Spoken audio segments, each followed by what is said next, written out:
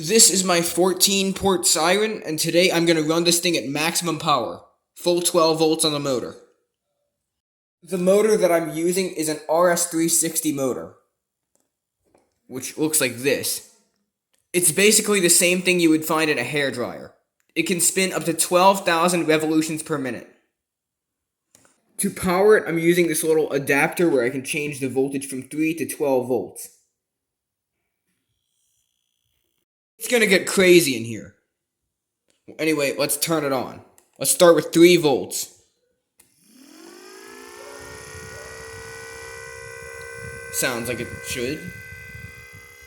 Let's do 4.5. Bit louder. 6.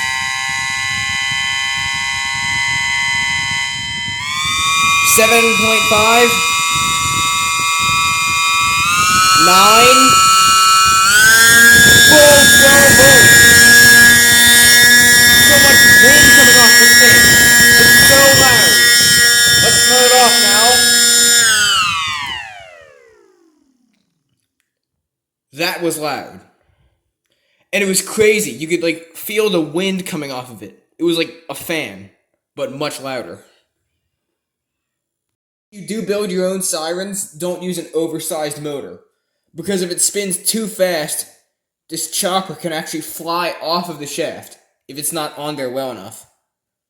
Or if the plastic is too thin and it spins fast enough, it can actually explode, which is kind of not good. If you would like to see more crazy siren builds or weird electronics projects, drop a like on the video and subscribe to the channel so you won't miss out on anything new.